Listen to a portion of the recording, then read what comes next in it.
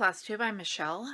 This is my romantic tangle. It is Saturday. I think it's November 28th. I know it is 2020 because after correcting myself on my date on my last Flosstube update, somehow my brain was in 2000. I'm done with 2020. I'm done with a lot of things right now. But I had a revelation this week, and that revelation is making me very happy. I have not been stitching for a while, and I had been working on Beacon at Daybreak. I love this lighthouse.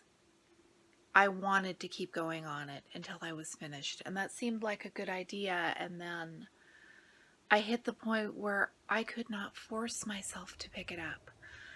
The sky is lots of confetti, and on pieces like this, where in the sky, that is not full coverage. It is almost full coverage. So you can't just look at it and see, oh yes, I've stitched everything there that needs to be stitched. You have to compare it with the chart. Over and over and over. And I ran out of one of the shades of blue because I made a dumb mistake and lost my floss down by the swimming pool when I started stitching this 2 years ago. Found a replacement for the blue, but I just could not get motivated to stitch on it. And I finished Sleepy Hollow, which I showed you last time, and I picked up Morning Lake, and I did more on, are those rocks leading back down to the dock, whatever all this blotchy black stuff is. And it's pretty, I love it, but I don't want to stitch on it. And I've just kind of been dragging when it came to stitching, and then something happened.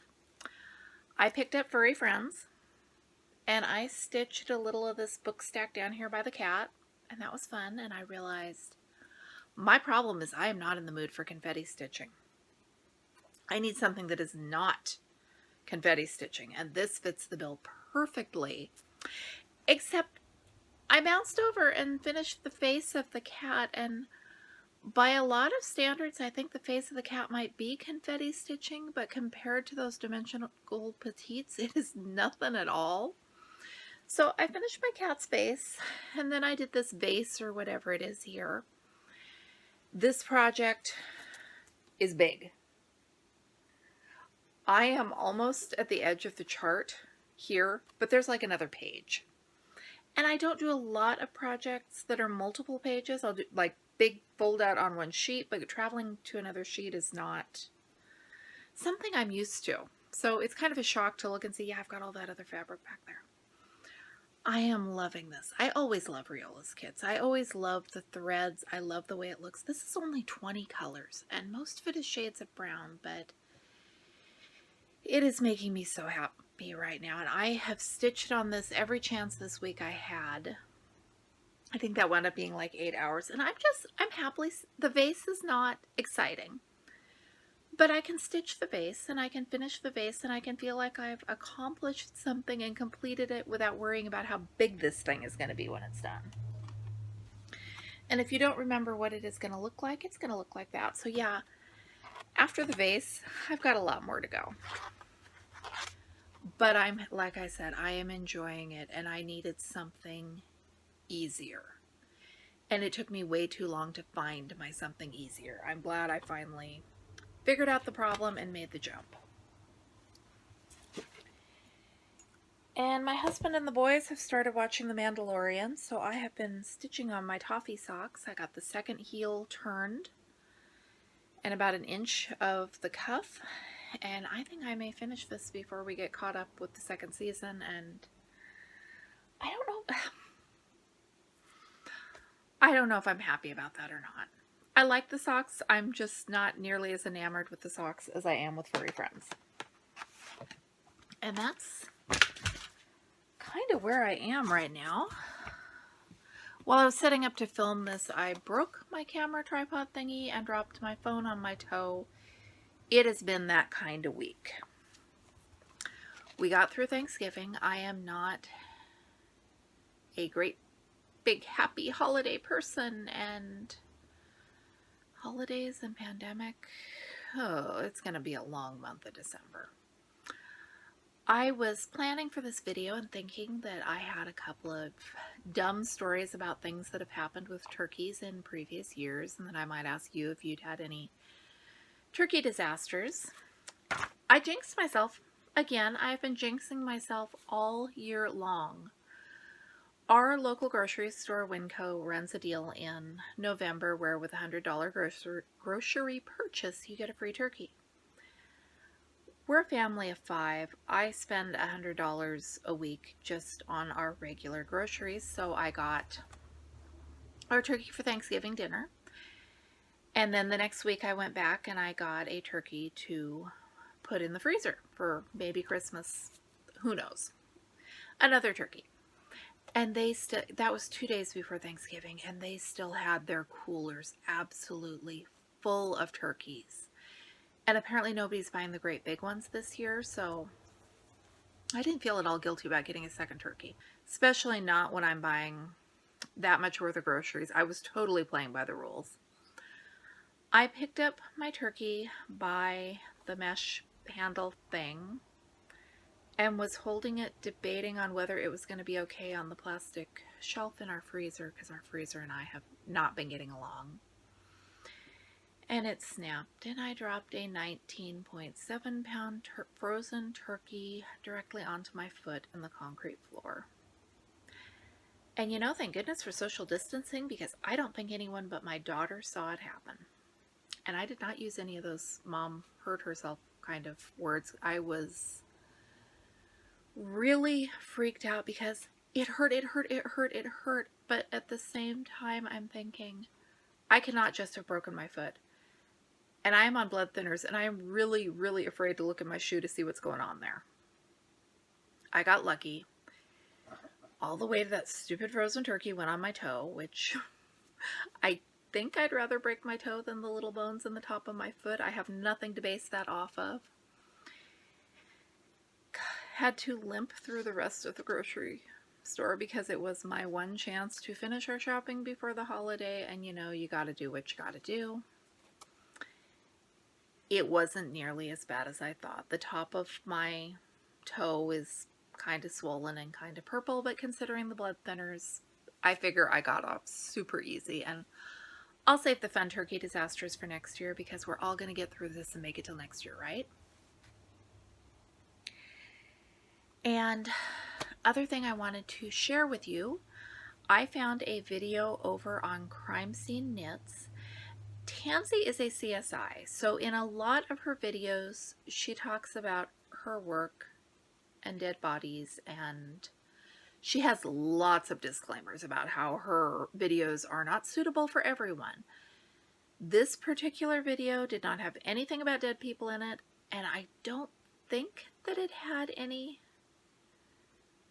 real excessive language in it, but when I was watching it for the content and not watching it thinking I was going to link to it. So I didn't watch it again to check all the words. If you have little kids and absolutely need PG or G rated, I'm not vouching for that part of it, but there's no dead body stuff. Her video was overcoming the pressure on crafters to purchase, and it really kind of struck a chord with me. Not so much because of the crafting, but because it seems like with the world the way it is right now, there is so much pressure to fix everything by whipping out your credit card, or fix what you can by whipping out your credit card. On our local neighborhood watch, somebody was asking for advice on how to cook the turkey because they were going to do it on their own for the first time. And it dissolved into this nasty argument about how we should be supporting local businesses by buying dinner from them for Thanksgiving. And I always kind of thought Thanksgiving was one of those meals you were supposed to cook yourself, traditionally. I mean, I don't care how you cook your Thanksgiving. You do you. I totally, this year, if we could have gone out somewhere, except for the logic of that does not work at all, but you know what I mean, I hope. My husband and I and our 3 boys who live with us just had our quiet little Thanksgiving at home, but that people were getting bullied to buy Thanksgiving dinner to support local businesses was kind of bewildering. I am trying to watch my spending a bit, and I can see as I go through my sewing room the times I have given in to either impulse buys or peer pressure. And not bad peer pressure, just all my friends were excited about the new pattern and I got excited about it too, and now 15 years ago, I'm not going to stitch that. I like it, but I could have lived my life happily without it. So Tansy has some suggestions about talking yourself down when the urge to purchase strikes, and basically making calm decisions and deciding, can I afford this thing? Do I really want this thing? If I really want this thing and can't afford this thing, what else might I be able to do?